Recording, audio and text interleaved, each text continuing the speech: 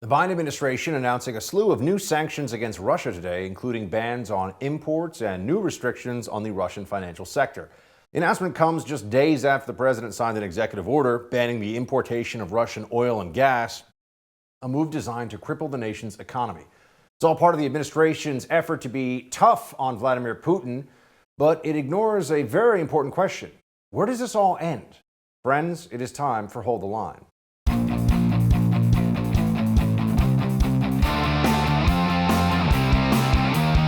Welcome to Hold the Line. I'm Buck Sexton. Another day, another slew of sanctions. That seems to be the basic approach from the White House, from the West, NATO allies, European nations. We will economically starve the Russian military beast. That's the plan so far. And also give weapons, munitions, and other logistical assistance to the Ukrainians.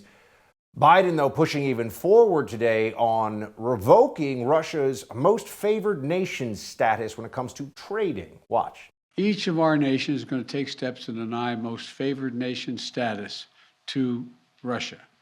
Now, most favored nation status designation means two countries have agreed to trade with each other under the best possible terms.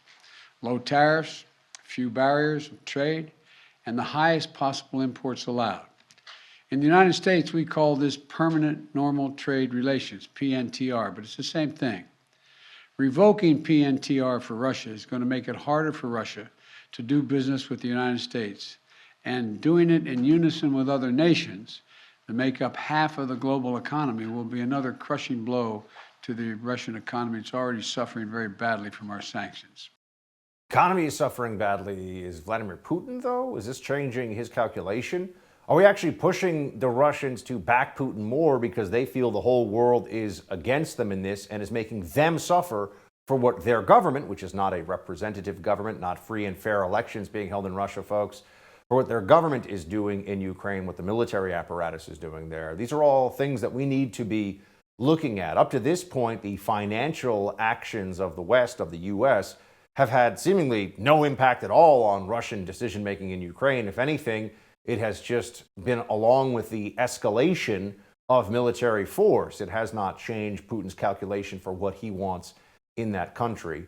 So now they're going after, even more specifically, certain exports, luxury goods being exported to Russia, banning things going to and from that country, and looking at the Russian oligarchs specifically, hoping that the very wealthy Russian billionaires around Vladimir Putin, if they come under pressure, maybe they will tell Vlad to back off. Watch. The G7 is also stepping up pressure on corrupt Russian billionaires. We're adding new names to the list of oligarchs and their families that we're targeting.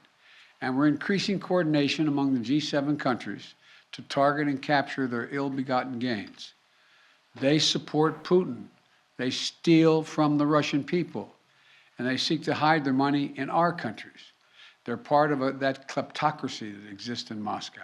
And they must share in the pain of these sanctions. And while we're going after these, their super yachts and their vacation homes and worth hundreds of millions of dollars, we're also going to make it harder for them to buy high-end products manufactured in our country.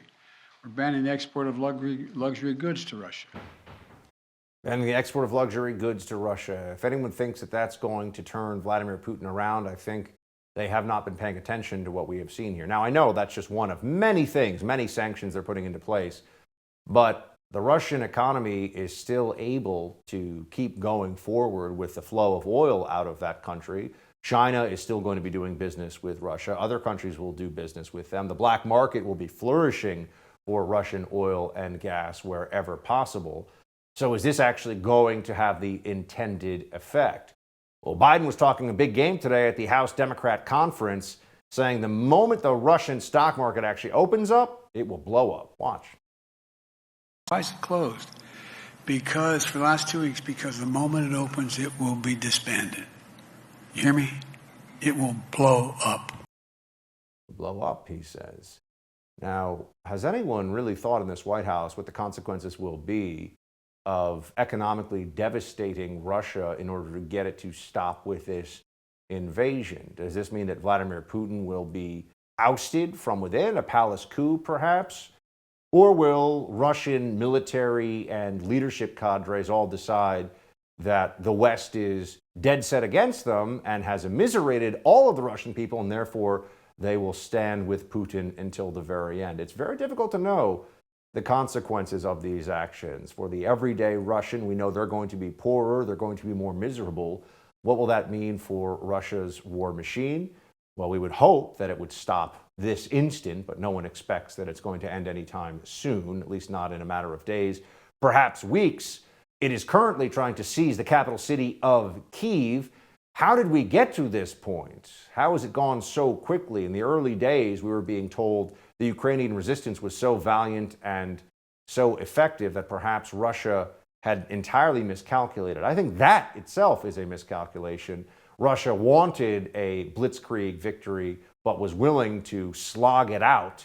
And that's what we're seeing right now with the mass mobilization of the Russian forces that had been arrayed against Ukraine on their border. Even Mitch McConnell pointing out that the Biden administration, honestly, didn't act fast enough. We never should have even been watching as this conflict got going. It never should have happened. Strength is not a provocation. This administration has been a step behind every step of the way, if you will, never quite doing things soon enough. The Ukrainians need airplanes, and they need equipment to fight with of all kinds, much of it located throughout the Eastern Bloc countries of NATO. They need this assistance, and they need it right now. Now, it certainly is a moment that's increasingly emotional here as we see the devastation of Ukrainian cities. The Russian offensive here is a humanitarian disaster, millions of refugees fleeing Ukraine. This is a war that never should have happened, and it is Putin's fault. It should be remembered that Vladimir Putin was the one who decided to launch this incursion, this invasion, and what looks increasingly clearly like a plan to take over an entire sovereign nation. That seems to be what we are watching right now, and so people want to do more. We have to remind ourselves, though, is this our war? How far are we willing to go, and how much are we willing to provoke a Russian response? A no-fly zone, it seemed, was too much, but getting Ukrainians, rather, the planes to fight Russians, well, increasingly the GOP seems to be on the side of that. Here's Mitt Romney saying, get them the MIGs. Enough talk. People are dying. Send them the planes that they need. They say they need MIGs. People say, well, maybe that's not the ideal weapon for them. That's what they say they want. They're there. They have the eyes to determine what they want. They want MIGs. Get them the MIGs. Get them the MIGs. Is that what we are heading toward now? What happens if those MIGs aren't enough? Do we send more planes? What about when those planes need to be refitted, need fueling, need assistance, and the Ukrainians can't do it? Do we actually allow them to land on NATO air bases? Do we allow them to fly strikes from NATO air bases? Things we should think about in the days ahead. We'll have more on this, the sanctions against Russia, and everything going on in Ukraine with former Nevada Attorney General and candidate for U.S. Senate Adam Laxalt when we come back. First, I want to talk to you about protecting your online data. A lot of companies promise your privacy is guaranteed. We know that's not true. That's why you need a new privacy and cybersecurity application tool called Secure, spelled S-E-K-U-R. Secure is using proprietary encryption and is offering secure instant messaging and email. With Secure, all of your communication is based on servers and data centers hosted in Switzerland, so no big tech spying on you. They'll never mine your data, they'll never sell it or provide it to others. Secure is your solution to stop the constant theft of your digital identity. Costs only $5 for the messenger, only $10 for the messenger and email combination package. Go to secure.com and take back your privacy today. That's SEKUR.com and use promo code BUCK for 25% off. Adam Laxalt joins us when we come back.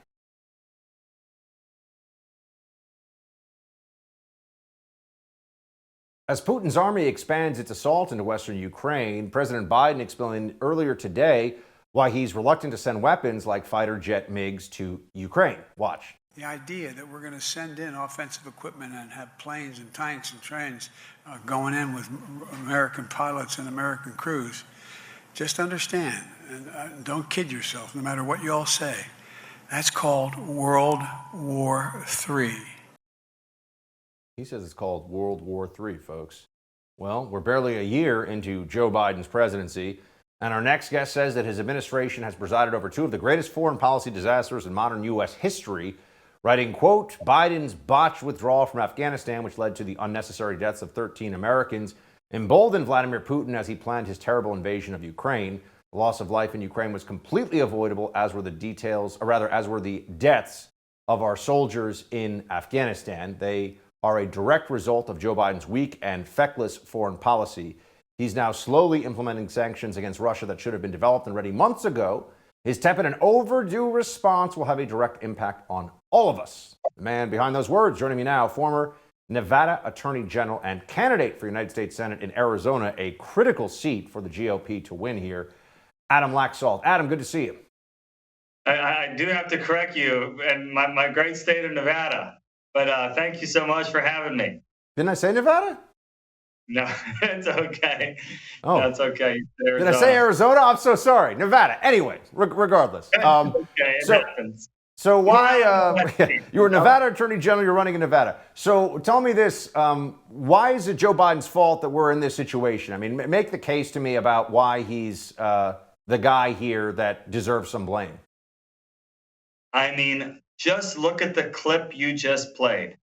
He does the soft talking, lean into the microphone thing. And he does that, as we know, for 12 months now. Does any dictator think that that guy is serious and is going to protect American security? We've been dealing with this from the beginning, obviously starting with Afghanistan, where I could tell you as an Iraq veteran, watching that withdrawal just absolutely crushed me, pained my heart to know that they went out of that country the only way we could have lost service members on the ground there. And so they all watched. And we all know the great tragedy is, look, the guy's a Democrat. I don't support his policies. But when it comes to the commander in chief and someone's going to be in charge of our military and have to project strength for our country, I mean, last thing I want is even a Democrat president like Biden to be this weak. It is so dangerous for our country. And, they're worried about anytime they try to do something proactive, they think it is going to embolden and incentivize the opponent to get into action. They thought if they did anything early in Ukraine, it was going to actually make Putin launch the offensive. And this is the liberal mindset. They don't believe in peace through strength. They believe that you have to negotiate with these people and you have to give them what they want. And that's the way you have a peaceful world. And so hopefully Americans have a stark contrast between Trump foreign policy and leftist foreign policy. When you appease these people, you get invasions, not the opposite. So what do you think about the provision of MiG fighter planes to the Ukrainians? Should the U.S. government push this through? Should they do it quietly? Should there be some plausible deniability attached to it? Look, I think it is important that we do not escalate into ground troops in Ukraine. I think it's important that we do not risk sending our troops and blood and treasure over there. This should be a Western European war.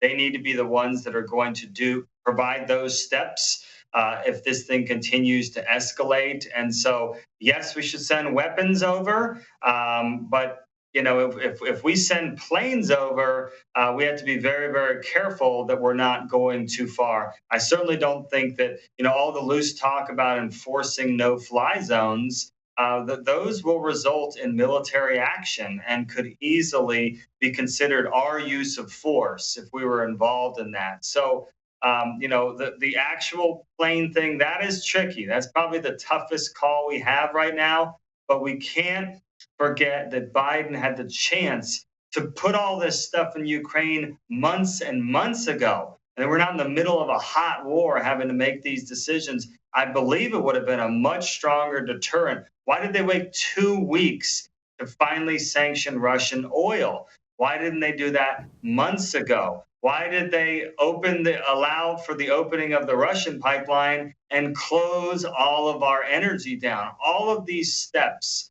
obviously helped embolden Putin. And we need to continue to talk about this because you see my opponent, Senator Catherine Cortez Masto, you see Biden, the Democrats, the media are already trying to act like Biden couldn't do anything and that we have the Putin price hike. I mean, this rhetoric, of course, is false. But we need to battle at every turn because it is their actions that have led to inflation, gas price, and a more dangerous world.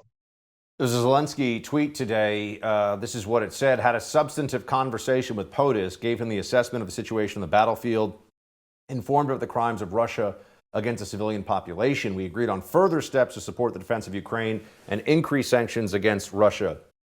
Sanctions, provision of lethal aid, is that where it stops for you in terms of how involved in this we should get? Sanctions, absolutely, and they should have done them earlier. I mean, well, why in the world are we now doing sanctions today? Still, we don't have all the sanctions in place. And so we absolutely do need sanctions, and we can continue to provide military aid. And the Western partners need to do a lot more. And it's right on their doorstep.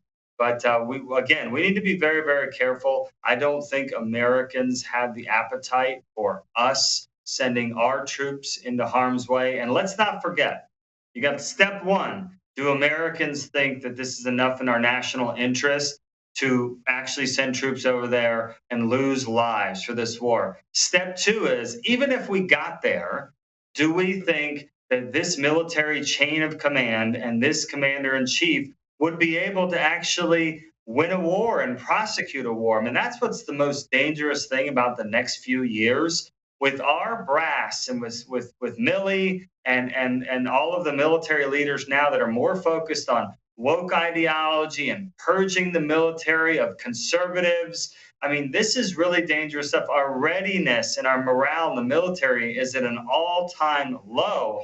And when you watched Afghanistan unfold, you saw that is what leadership looks like in action when they're in charge. And so I would never support this group of people putting our troops in harm's way. I just don't think they'd give them the resources. They wouldn't have the proper plan.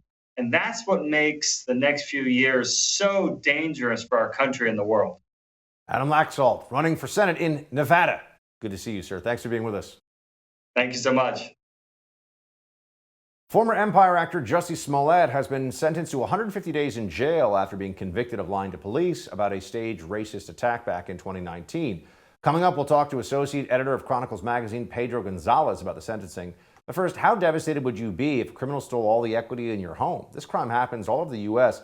There's one company standing between you and these thieves, Home Title Lock. The FBI says home title fraud is on the rise. And here's the problem. The deed to your home is the only thing that proves you own it. And the deeds to our homes are online now. In minutes, a criminal can forge your name off the deed to your home and refile as a new owner, then take out loans. Sometimes you won't even find out about the loans until you get an eviction notice. Common identity theft services do not protect you. HomeTitleLock.com is your peace of mind that the deed to your home is protected. Visit HomeTitleLock.com. Again, that's HomeTitleLock.com. We'll be right back.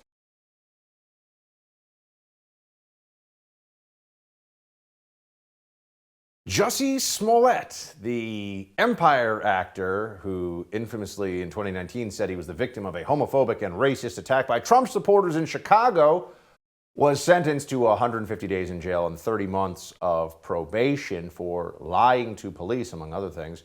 He must pay $120,000 in restitution, was also fined an additional $25,000 just because, what he did is terrible. Look at how the top of the apparatus, including Biden and Kamala, are perfectly fine with having been so stunningly, stupidly wrong in their public defense of Smollett, because they know the left demands you side with the narrative, even at the expense of seeming like total morons. That's the price you pay to be woke. Joining me now with reaction, Associate Editor at Chronicles magazine, Pedro Gonzalez. Pedro, good to be here. Hey, Buck. Thanks for having me. So, feels like some measure of justice, I suppose, although Jussie did scream about how he was innocent and how he's essentially a civil rights hero. But interestingly enough, Smollett's time in the Cook County Jail will be spent in protective custody away from the general population. So it does seem like he's getting some special treatment. It's interesting. There was an article recently in the last few hours that I think the jail was actually responding to his very public meltdown where he started to scream that I'm not suicidal, I'm not suicidal. I think he's implying that he was going to be killed. No one really understands what that was all about, but he kind of broke down once he got the sentence.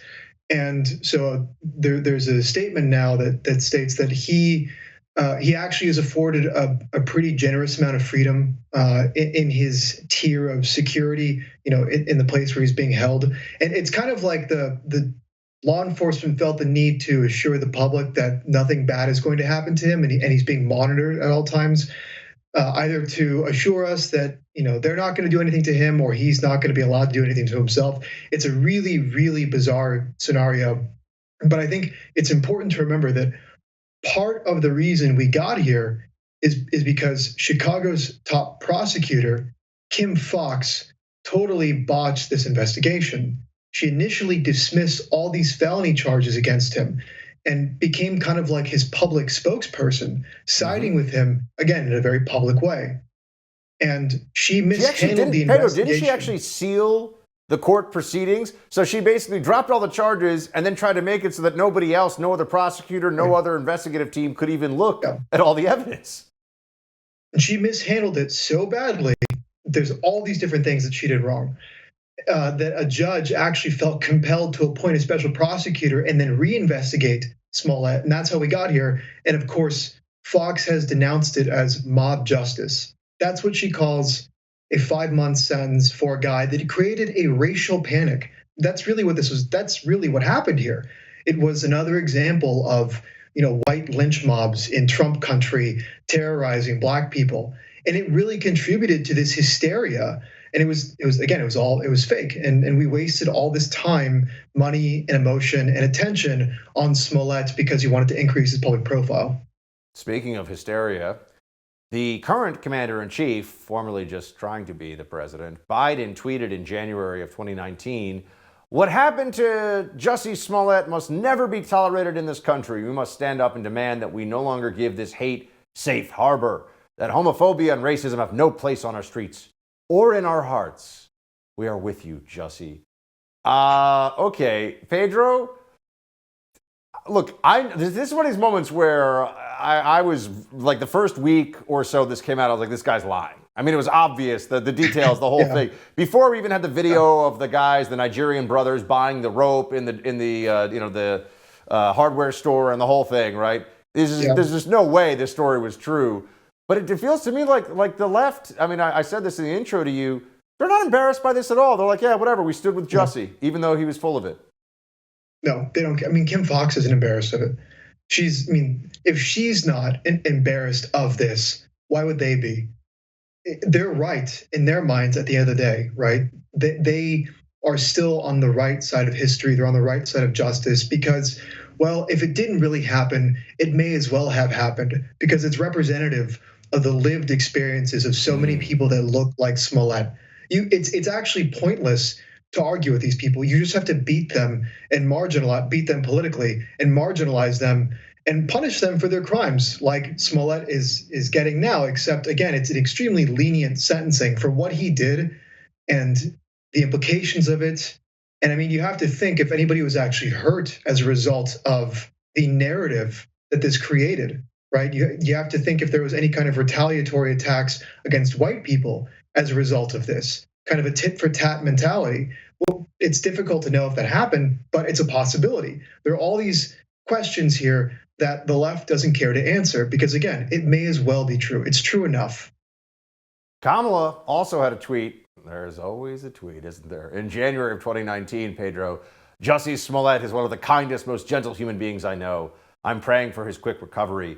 This was an attempted modern-day lynching. No one should have to fear for their life because of their sexuality, the color of their skin. We must confront this hate."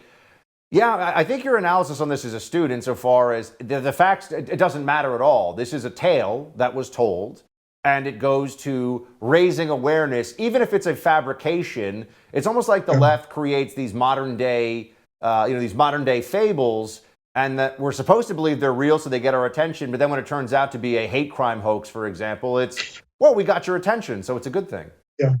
Yeah, no, that's exactly right. I think the appropriate word is myth. That's exactly what this is. It's just another myth in this greater story, this broader tale of America as a fundamentally evil, malevolent place where you're not safe if you're not white.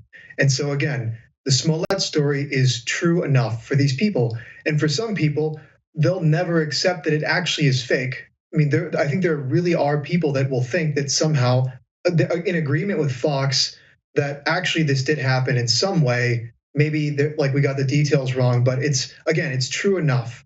And you're going to see more than likely high profile people talking about it in the future, because I mean, there are all these other examples of that, of these things that get debunked, but then you'll still hear them repeated from these big figures, whether they're political or in media or whatever. So again, By the way, I think I wanted to give you, Pedro, a quick flashback here. Smollett didn't just tell this story. If you doubted his story, according to Jussie, it's because you're racist. Watch this one. Right. If I had said it was a Muslim or a Mexican or someone black, I feel like the doubters would have supported me a lot more. And that says a lot about the place that we are in our country right now. The fact that we have these fear mongrels, these people that are trying to separate us, and it's just not okay. I mean, he's kind of amazing, isn't he? He's amazing. Yeah. It's phenomenal stuff. I think it's funny that the judge pointed out that the extreme premeditated nature of what he did was an aggravating factor in the case. He's an actor. I mean, it's incredible that he played the part, right? And we're all worse off because America, unfortunately, has a lot of people like Smollett, and there are no shortage of Smollett allies like Kim Fox. Yeah, and the president and the vice president of the United States, right. Quite clearly. Yes. And yes. I look forward to, someone should gather together like a GoFundMe or, a crowdsource to do the Jussie Smollett miniseries or movie about this, because it would be truly hilarious and amazing and also deeply disturbing. But Pedro, the perspective is appreciated. We'll see you again soon. Thank you, Buck. Kamala Harris, the vice president, continues her swing through Eastern Europe to reaffirm America's commitment to our NATO allies. So how's the vice president doing with all this stuff? Well, we'll have analysis from former State Department spokesperson and candidate for Congress in Tennessee, Morgan Ortegus, when we come back. Stay with us.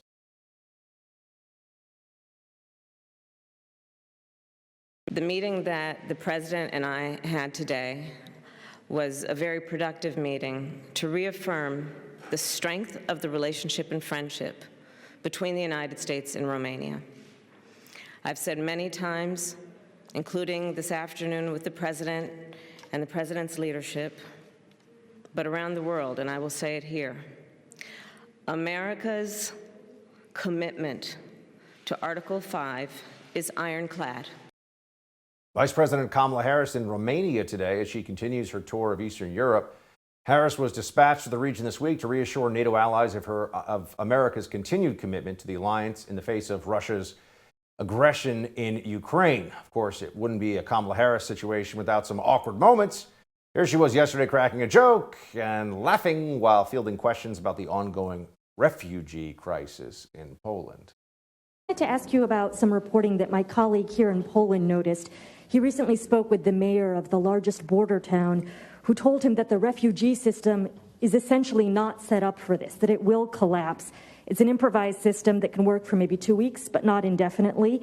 And I'm wondering what the United States is going to do more specifically to set up a permanent infrastructure.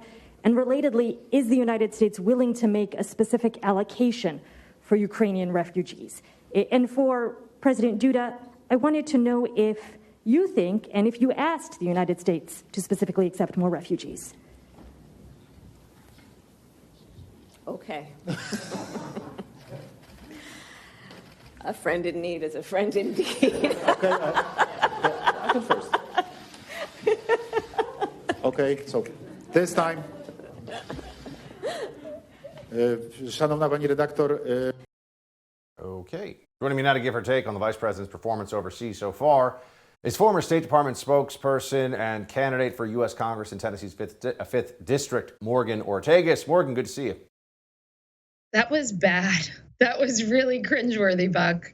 Yeah, I mean, what is the play here for the Biden administration? Kamala has just been one series of, let's be honest, optics and PR stumbles after another, whether it was on the border issues or anything else that was in her portfolio, which seems to shift after each stumble. Putting her in charge of something like this, where people are legitimately having discussions about nuclear first strikes, it doesn't make a lot of folks feel better about it. You know, she did a really great job whenever they sent her to France to buy pots and pans. And it looked like really nice pots and pans that she bought. So maybe they should stick to those sorts of things. Listen, this is, as you said, a very serious moment, a really serious time. And the laughing and joking and being unable to answer a question about refugees. I know we do this a lot, but I can tell you after working for President Trump and his administration, they constantly hit us on refugees and how many we were taking and were we lowering, increasing. What were we doing? You know, we just weren't allowed to have these sorts of stumbles that the media continually seems to forgive the vice president for. And it's really serious because we're talking about a ground war in Europe, Russia invading Ukraine. And you would think that she would be more prepared this time to tackle such a serious situation, especially given the age of the current president and any vice president. They're in the situation where they're one heartbeat away from the presidency. Former press secretary for Vladimir Zelensky, Yulia Mendel, tweeted out, "It would be a tragedy if this woman," referring to Kamala Harris, "won the presidency." This came after her laughing during the press conference with the president of Poland. The tweet was deleted, but as we all know, the internet is forever. Do you think that some of our allies, you know, people talk a lot about foreign policy and you know, the diplomatic strengths and weaknesses of administrations. But as you were just talking about, a ground war in Europe feels like it matters a lot now. And in what world does Kamala Harris have the wisdom, background, and knowledge to be useful on this issue? Well, she doesn't. I mean, that was the whole trick, I guess, with putting her and Biden on the ticket together. Is he supposedly had decades of foreign policy experience, chairman of the Senate Foreign Relations Committee.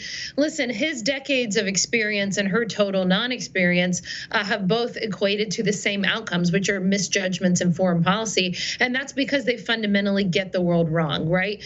They fundamentally think, whether they have decades of experience or no experience, they think that these autocrats and dictators can be appeased, that you can do intensive diplomacy, that you can talk them into doing something that is in their own self-interest.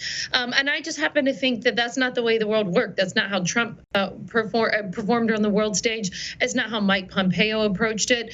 We approach these people with hard power, with resolve. And what's really important, you know this better than anyone given your background, Buck, what's really important is for allies and foes to know where we stand, to know what America will do. And they know pretty well. I mean, listen, a president can be sized up pretty quickly in terms of what he or she will tolerate. And you saw, for example, within the first 3 months of the Biden administration, Hamas was attacking Israel.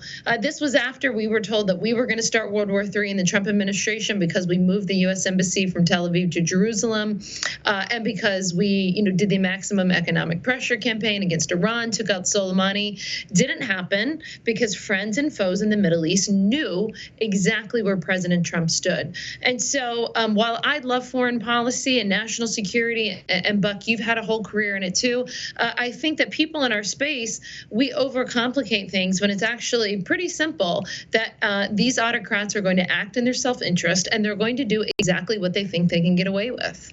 What do you make, Morgan, of the breakdown in communication that has apparently happened earlier this week between Poland and the U.S. over this provision of MiG fighter jets to Ukraine? It felt like we were being told that no one had been told about this before the offer was made publicly. This is not the first time that there's been this sort of communication breakdown. I mean, remember whenever we went into the defense deal with Australia and France lost out on all of the defense sales, and no one bothered to tell them. Now, listen, this was a smart alliance that we were building to counter the Chinese Communist Party. So we get points for that. But once again, with another ally, France completely flipped out because they weren't given a heads up. So I point this out because it's not the first time that the Biden administration, who was supposedly restoring America's image in the world, whatever that means, This is what they claim they were doing. The adults at the table. Listen, we're in the middle of a ground war in Europe, and Poland, by the way, was on the front lines. They love President Trump there. They love him because he stood up to dictators. I don't care what the media says.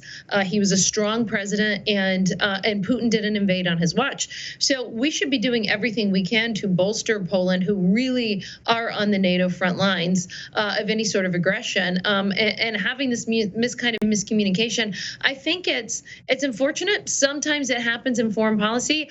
I happen to think, Buck, in this situation, it is a symptom of a broader problem of the administration just constantly vacillating what they're going to do. See, what they're doing constantly, even in their sanctions, is it's always half measures. So, for example, they came out and they said, America's not going to import Russian oil. Well, that's great, but if you don't put secondary sanctions on Russian oil, then all that means is the about 4%, worth of our own energy, Russian energy, that we import. Well, that just means someone else is going to buy those barrels of oil. So you have to put secondary sanctions on the oil, or the Chinese or whomever else are just going to come in and sweep in and buy up that oil.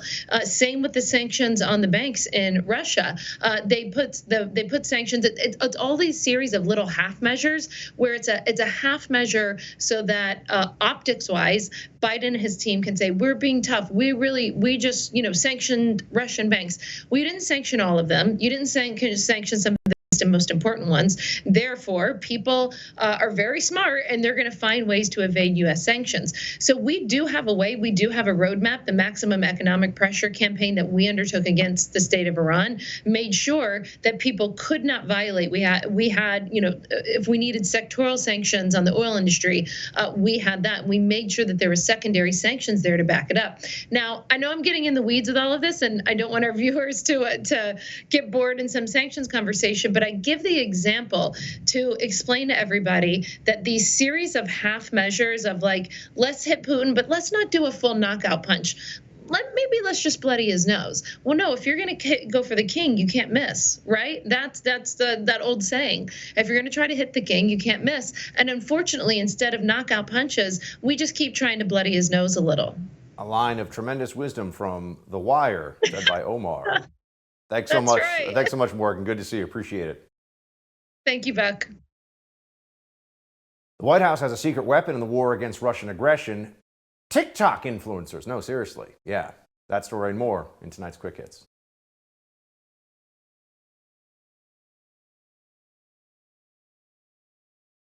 The White House is now briefing TikTok influencers on foreign policy. What has this world come to, friends? Joe Biden says he's sick of people saying inflation is caused by government spending.